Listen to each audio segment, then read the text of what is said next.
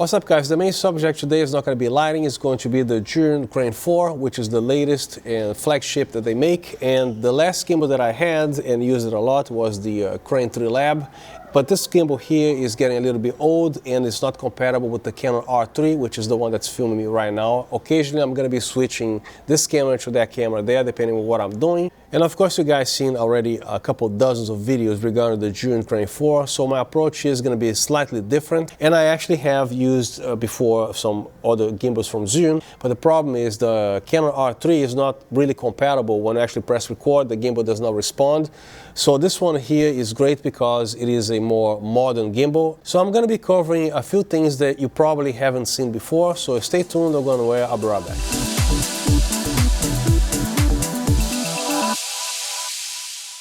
And the usual disclaimer, Zhiyun sent me the Crane 4 for me to test it out. I don't get paid to say anything. This video is not sponsored by Zhiyun, regardless of what I'm wearing and also the mannequin there. This is something that I actually like. I like the brand, and I also asked them to send me a couple of shirts or apparels. If that's the first time here, so excuse the occasional background noise because I'm at a commercial studio inside a mall, so there are customers walking around, maintenance people here, UPS, see, there's background noise right there, so excuse the background noise. Here's an example of one of the most challenging things to do with a gimbal or a Steadicam. So shooting wide on a gimbal is very easy, but when you decide to shoot tight with an 85mm to 100mm lens, for example, the smallest movement that you do here, you're going to be causing the gimbal to accidentally do this jerk moves like this here. Or if you turn this way, the gimbal is going to be you know. So the best technique to do this is, instead of you turning the gimbal, the axis this way, when you were doing a 360, you turn your body along with the gimbal, but keep the gimbal always straight, and then you turn this way here. And also notice that the subject is not deviating from one side of the screen to another. I always kept the subject right where she was. And that's when you know when you have full control of a gimbal or a Steadicam. And of course everything looks good in slow motion, but this shot here was actually without any slow motion whatsoever and still the same results. Here's a quick look at the case. Very nice texture and finish. And here's the actual gimbal. It comes with the armrest rest, the gimbal itself obviously, the little stand attached right here.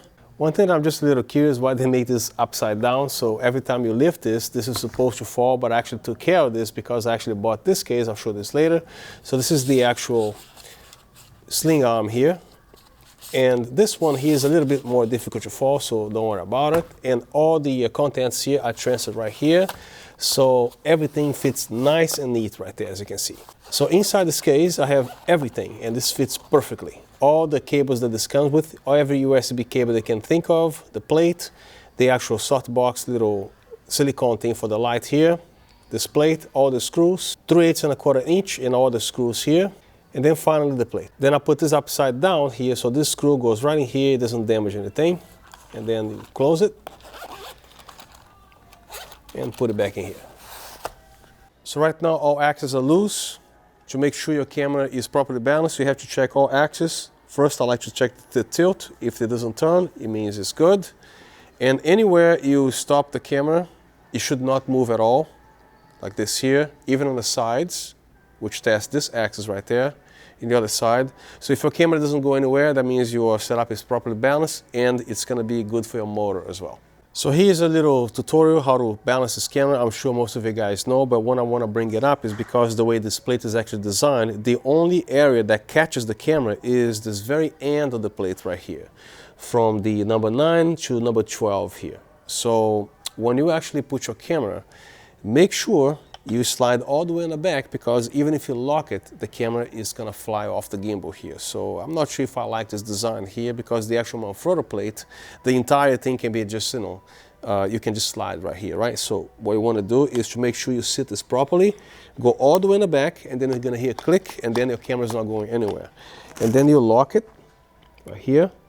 That's the first step. So right now everything is off balance, everything is front heavy and tilted, and there are two ways to balance this gimbal and most gimbals. You can choose to lock each axis in particular, or you can actually set the whole thing up loose like this here. So I don't particularly need to lock the axes, but you can, if you want to, you can do one at a time. So I'm going to leave the whole thing loose. So the first thing you want to do is to set the first one here. I think the order doesn't really matter.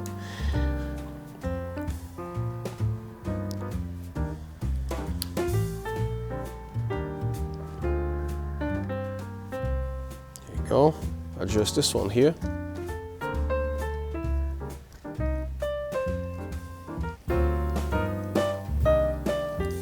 And come back here. There you go, lock it down.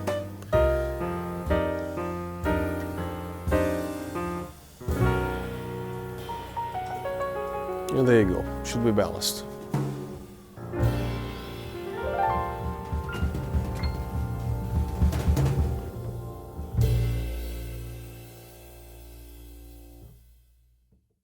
The main setting features of this gimbal are those things right here. You can pause the screen and I'm going to talk about every single one later. So the setup you're looking at here is the actual combo version of the Zhiyun Crane 4, which includes the wrist rest and also the sling arm. A few years ago, Zhiyun released the Crane 3S, which is an excessively heavy gimbal weighing 2.5 kilograms, and that's unloaded. This one here is about 31% lighter than the Crane 3S, which is a smaller and lighter gear. So the Crane 4 doesn't resemble the Crane 3S at all. It's more looking like the Gimbal 3S, but with the rugged power of the Crane 3S. I'm actually enjoying this gimbal for what it does, but of course, every product, they have their cons, which I'm definitely going to talk about here, so I'm going to show you guys what I like and what I don't like. There are many features of this gimbal that I actually like. Let's start with the Bluetooth control, which means most gimbals you have to connect the camera USB-C to the USB-C in here, but when you actually have the settings on your camera properly done, you can actually adjust the ISO, aperture, shutter, and a bunch of other things without any cable here. That's pretty cool. And also the integrated 12-hour battery. I don't like to actually have to open this thing all the time and load this batteries here with this little ribbon here. So this one is an advantage. What I don't like about it is because there are no screws underneath to actually replace the lithium battery, because you're probably gonna have to send it to Zhiyun to actually have this replaced, if they can replace. This is something that worries me about a little bit, because this is an expensive gimbal. So that's my actual concern regarding this built-in battery here, because with this, you just throw away the batteries, buy a new one, and there you go. But this one here, there's no way to actually service yourself. So this particular design with the Crane 3 Lab, it looks like they want us to be shooting most of the time on the slung mode, especially when they actually have to go get some lower shots, right? But they changed to the original thing here. I actually got used to this particular design here on the Crane 3 Lab. Now they actually have this sling arm, which you can actually adjust from here all the way to the back here. You cannot go in between, so it's either all the way here or all the way back here for slung mode shots. Even though this is a professional gimbal designed for heavy payloads, you can actually fly a Sony FS6 here with my hand fully extended. This is actually a small gimbal, if you will, size-wise. That's not a big gimbal, but it's designed for heavy payloads, but I honestly don't think it is a big gimbal at all. It's actually small. And I'm sure you know there are Steadicams designed for this particular type of setup here, such as gimbals, so I usually prefer the entire thing with the arm and vest, because I don't like to have all this fatigue on my entire arm here, so you just drop the gimbal right there, and it is very close to a Steadicam. Now, the only advantage that I see on a Steadicam is because when you actually run or walk with a Steadicam, you don't even need to take it easy or be that careful to avoid the up and down motion. So with this gimbals here, as most of you guys know, you have to bend your knees, which is called the ninja walk and everything, which is mandatory to do, unless you want your footage to be like this, right? But I actually recommend a lot a Steadicam mount for any gimbal, especially this one here. The heavier the gimbal, the more help you're gonna need. I've been a Steadicam operator for about 18 years, and I don't do a whole lot of Steadicam because back in the day, especially when they actually hired me, and that actually crushed my spine so badly because I actually have back pain because of Steadicam.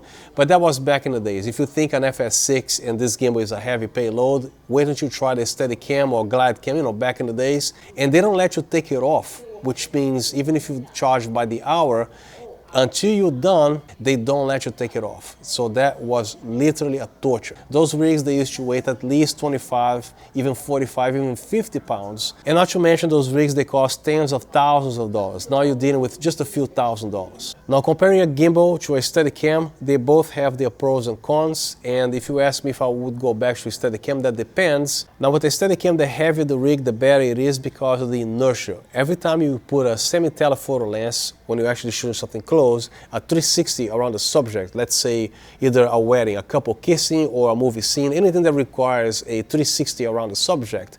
When you actually turn the sled, you have that resistance because the thing is so heavy. So the footage is absolutely precise. This one here requires a lot of finesse to do. Now Zhiyun, and everybody is already advertising that this battery actually lasts 12 hours. It actually does, but with this gimbal on idling mode, as you see right here. My motors are not even enabled right now. They're on the sleep mode and this gimbal is locked.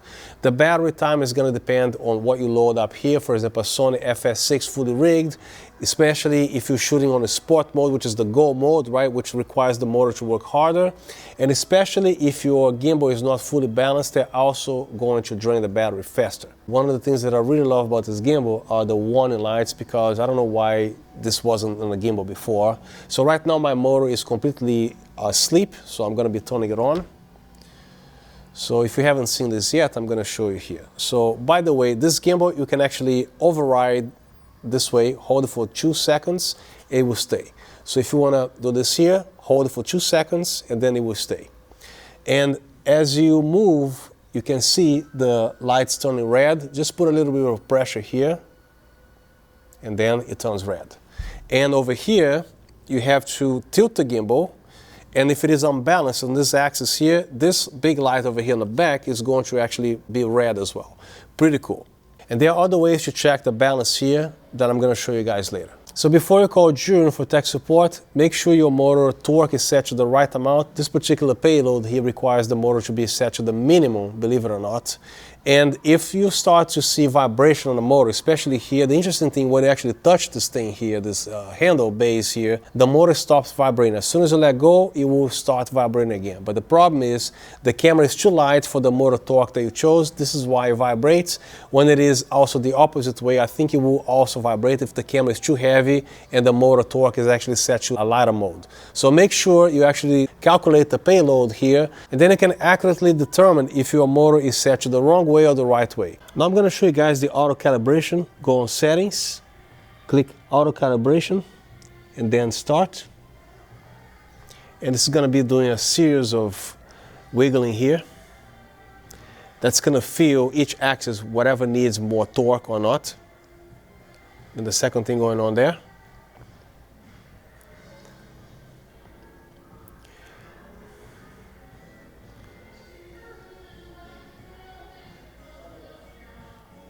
And that's finished.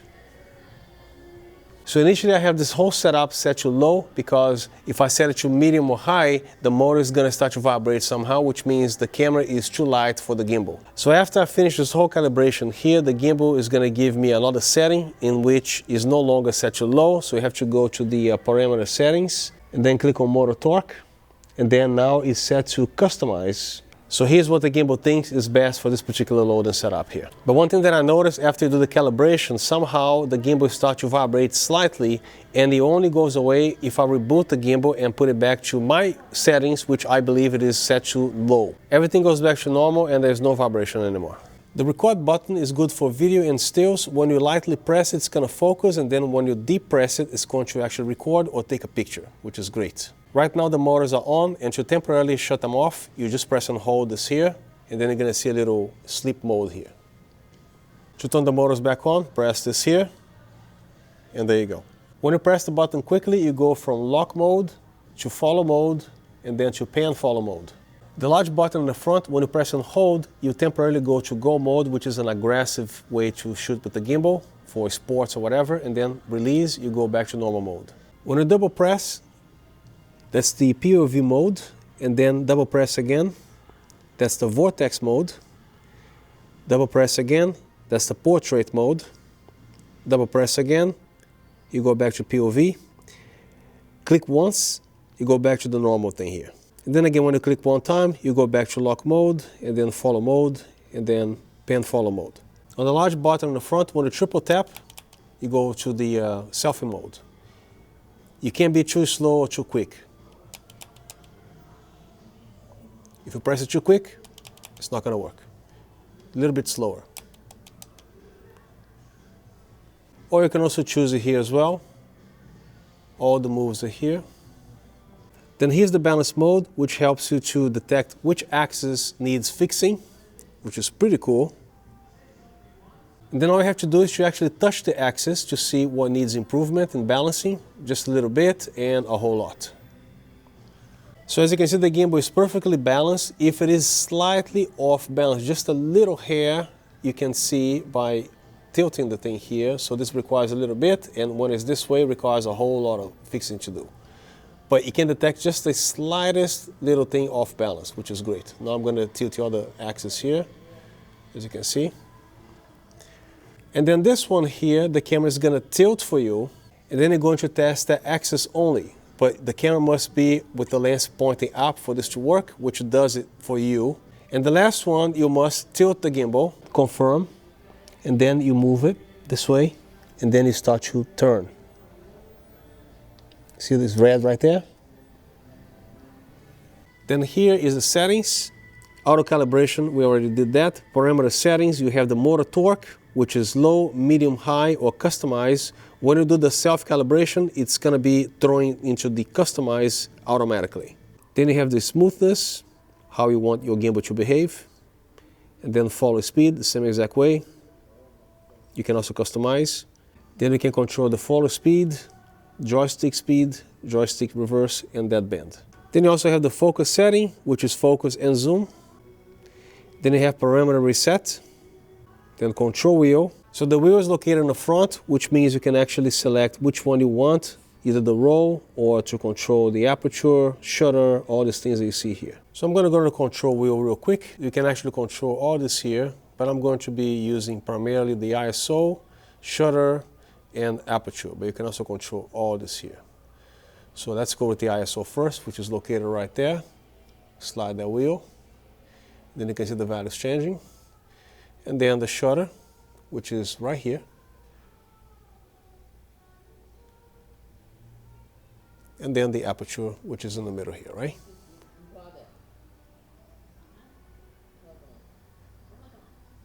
And this BLE shutter is the Bluetooth of your camera. You gotta make sure that your camera's menu settings are correct and the camera is also compatible to this gimbal, or it is sending the right conversation to the gimbal.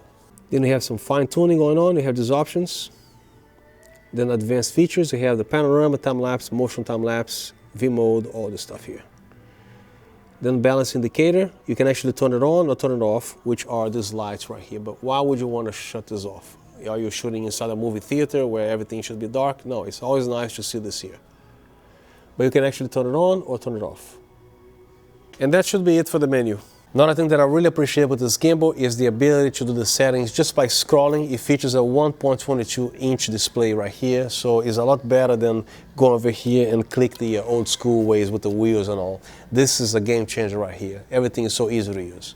The Canon C100 MKII, it will be the most challenging camera to balance on this gimbal, and most gimbals regardless of the brand. And the R3, of course, is going to be the proper camera to quickly balance this camera on this gimbal. So to balance this particular camera, the C100 MKII, most gimbals, the only thing that prevents this balancing from being successful is because the viewfinder is going to hit this area right here. Doesn't matter what I do, doesn't matter how far I push this camera forward, or if I lower the viewfinder. So if you can't do this axis, the gimbal will not be balanced. So what I have to do in this particular camera only is that I have to manually and blindly guess, so by raising the camera a little bit here up and down, and then correct the other axis right here, because when you actually change this axis, you have to correct the side axis right here.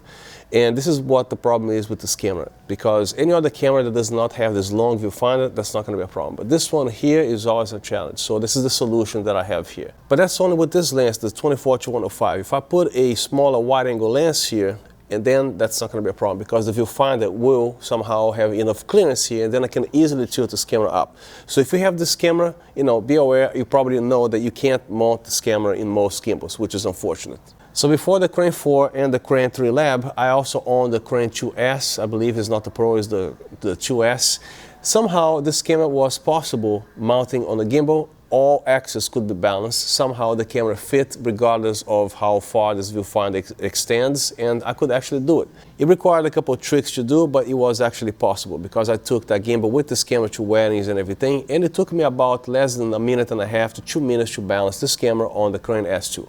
But this one here, I wish this arm was a little bit longer, about 1.25 inches or something, so I could actually have full clearance of the viewfinder regardless of this position right here. This is an old camera and it still shoots great video. I don't know how many of you guys would own a camera like this here. This is why I'm showing this particular camera instead of the R3 mounted on this gimbal, just to satisfy your curiosity. So, but you mean that's not a problem anymore because I already took notes of this particular numbers, so what height I should put here. So every time I put this camera in this gimbal, this axis will always be in balance, and then all I have to do is to take care of the other axis. This entire rig weighs about 2.2 kilograms. The 24-105 weighs 700 grams, and the C100 MKII weighs 1.5 kilograms, and which is about almost half of what this gimbal can handle. And very interestingly, the motor has plenty of power to actually set this whole rig here to low, because if you set it to medium or maximum, the motor is going to start shaking and vibrating this whole thing, which means the camera, this whole setup here, is still too light for the gimbal. So every time I put more torque on the motor, the gimbal is going to go, you know, so that's pretty impressive. The same applies for the Canon EOS R3, which is slightly lighter than the 1DX Mark II, but still with the same lens, the motor setting should be low. If you set to the medium or high, the motor is going to be vibrating, which means the camera is too light for the gimbal. Now, one very important thing before you actually activate these motors, to make sure all your 3 axes are unlocked. For example, this gimbal features a beep alarm which tells you one of the axes they are accidentally still locked. Now, if you're shooting a concert or if you're on a street with a lot of traffic noise, you're not going to be able to hear this. So imagine if you actually set this gimbal on a stand here and this thing is beeping and you're not aware of it, right? So before you do anything, make sure you can actually do this whole motion here. So right now I can only do up and down and left and right. So unlock the locked axis, and then when you can actually do this whole motion here, that means safely you know that all your axes are unlocked. I'm sure you know about this, that this gimbal can actually shoot in vertical video, but guess what? The R3 cannot shoot vertical, the C100 Mark II cannot shoot vertical, the Arri Alexa, the Red, the C500 Canon, because vertical video, do you know how vertical video was born? It's because most people find it more comfortable and safer to film this way.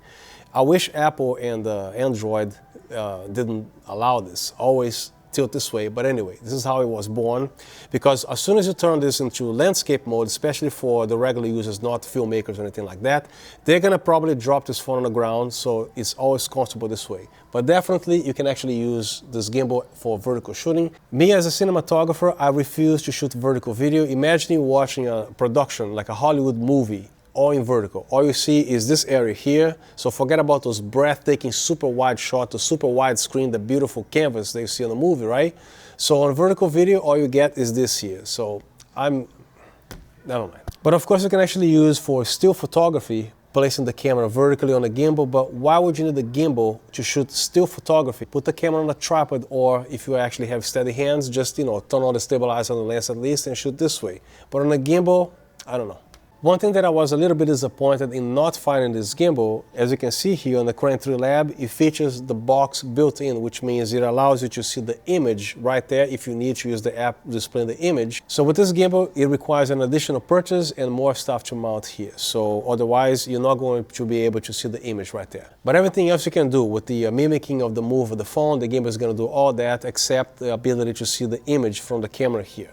One thing that people might complain about this gimbal is the lack of extra mounts or threads or holes in this gimbal. And again, this is actually a very small body, or short body if you will, but you do have a 1/4-20 mount on the sling arm. But what if you want to attach another monitor here? You can actually remove this, even though this was a great feature to rest your arm or wrist right here, but you're not gonna die, because every other gimbal they used, they didn't have this thing here, and you probably could shoot this thing for like, 10, 15, 20 minutes without a problem. This is actually a luxury to have this here, but you can actually remove this here and find some other adapters that you can actually mount a monitor here if you want to. One thing that can actually be useful is this little 10-watt light that they have here. It ranges from 2700 degrees Kelvin to 5500 degrees Kelvin. A lot of people are previously saying, why would I want a light like this here? You know, it's here, just enjoy. If you don't want it, turn it off, right? But if you absolutely need, in case you're completely out in the darkness or whatever, you need to use this gimbal for some reason, all you gotta do is to press and hold this button here, and then this is at the minimum setting, and you can actually go all the way to 100% right there. And of course you can actually make it warmer this way or to match what this light is doing. Right now I have my entire studio set to 4200 degrees Kelvin because the main color temperature of the ceiling is actually 4200 degrees Kelvin. This can be also very useful if you are on a dark set and if you lost something on the ground. Guess what? You turn on this light. Just by that is actually a great feature to have. I'm not sure if you guys want to vlog with the gimbal this heavy, but you know, as long as you got the arm muscle, you can actually do that. And this is when this light actually becomes useful, because sometimes you need the extra kick of fill light in case you're outside on a sunset, you know, with the sun facing this way. Many reasons to use this little light here. There's a little wheel here to turn this light on. You simply press and hold this button, and the light comes on. And then as you slide the wheel, you can adjust the color temperature from 5500 degrees Kelvin all the way down to 2700 degrees Kelvin. So you gotta go pretty quick here because this disappears very quickly. So press it in again, you can control the brightness or the color temperature. Then you slide it here, 100%, 10%. Now one con with this built-in light, the location they actually installed this particular little light here, is the fact that when you actually go on the slung mode, you're not going to be able to tilt the camera, you know, higher, and this is going to get in the way. Now there's always a solution for everything, right? You can simply flip the gimbal upside down, but before I even show anything here, I have to give thanks to my friend, YouTuber friend, Seth Park, which, by the way, this is not only my YouTuber friends, this is actually my real life friends. We actually meet in person. I have a heavier setup than he does. He actually can flip this real fast upside down, but I actually like to hold the camera, which is the same thing. So away from the screen, you're supposed to move the gimbal this way here, and then do it this way. Wait a few seconds until the motor adapts to what you want. And as you can see, all the lights, they are white, they're now red. And you can also use the joystick here, but it only works in one way, which is down. Zhiyun's supposed to fix this with the firmware, but I actually just updated the software here, so it's still not doing that. But you can easily manually adjust that. Just wait 2 seconds and the thing will stay, right? And to bring it back, you just grab the camera here and do it this way.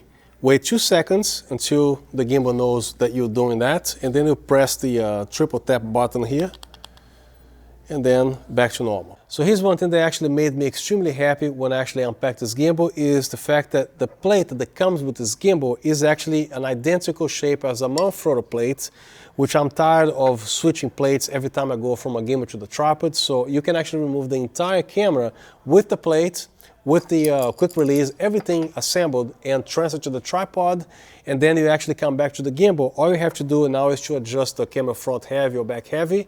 Everything else is intact, which is absolutely awesome. Now one thing to keep in mind, this Manfrotto plate is slightly different than the actual Manfrotto wannabe plate because, as you know, a Manfrotto plate, you can actually use the entire surface of the plate to adjust the camera this way and that way to even lock the gimbal. So if I put this Manfrotto plate on the actual Crane 4 here, the whole thing slides.